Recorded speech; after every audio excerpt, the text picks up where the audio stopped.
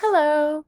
Welcome to my presentation on the impacts on the family raising a child with special needs. To begin, I'm going to start with the mental effects. Oh, if I can get this to load. Okay.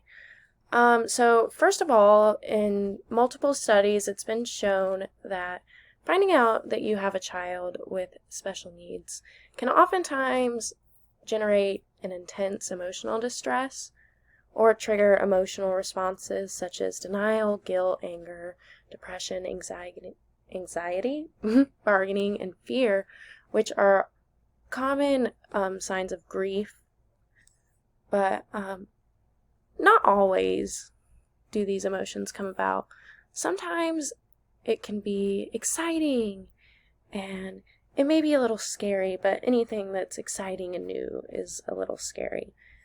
A lot of times the caregivers for the children feel like they need to take on extra roles, whether it be advocating for their child, becoming an advocate, becoming an expert on the child's disability, or just becoming a better financial planner, because in the next section I'll talk about some of the financial burdens that may come along with having a child with special needs. And a lot of times siblings can become jealous or annoyed with their sibling with special needs. The jealousy a lot of times comes from parents maybe putting more attention and more time into the child with the disability. But at the end of almost every study, it says that it is important to take time to take care of yourself and your relationship, because a lot of times in a family that has a mother, father, and siblings, it can affect the relationships between everyone in the family. So you just need to take time to take care of these relationships and take care of yourself. Next are some of the financial burdens. So the study I looked at that talked about this was mainly focused on children with autism. And it said, it didn't give too much detail as to the exact amounts of financial burden, but a lot of times the lower income families are the ones who are affected the most. And Medicaid is supposed to be responsible for majority of the coverage for anything medical or any services that the child may receive.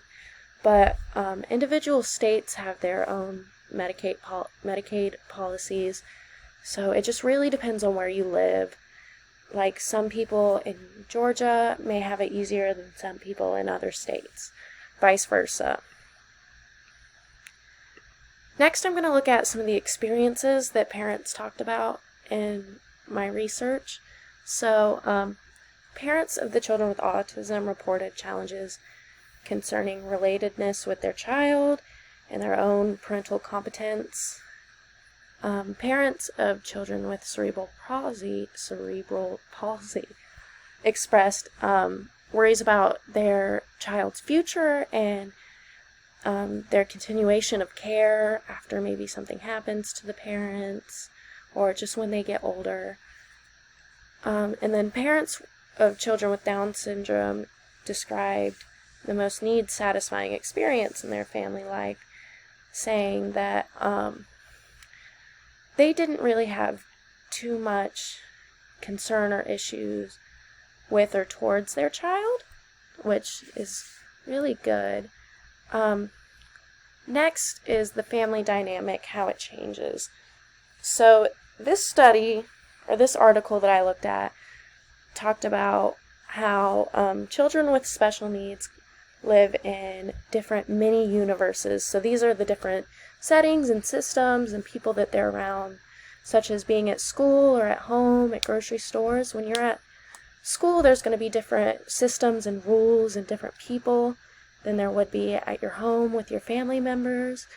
And out in public, there are just different social rules to follow. And it's just everything's constantly changing for these children, and the parents or family members, caregivers have to adapt to these constantly changing environments and how their child's going to react.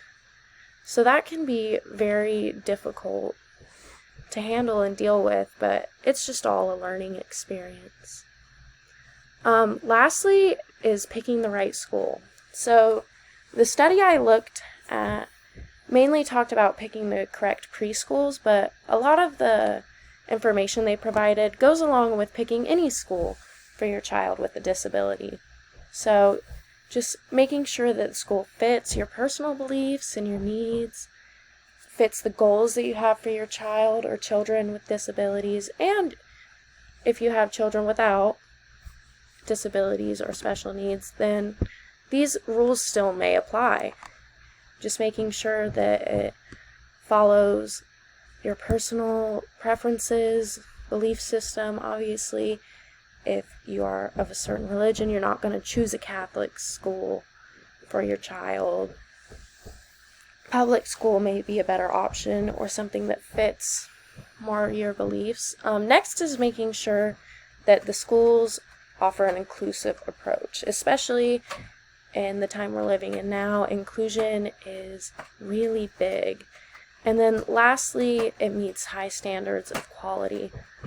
Obviously, you're not going to want to pick a school that doesn't meet high standards or quality. And that's it. Thank you.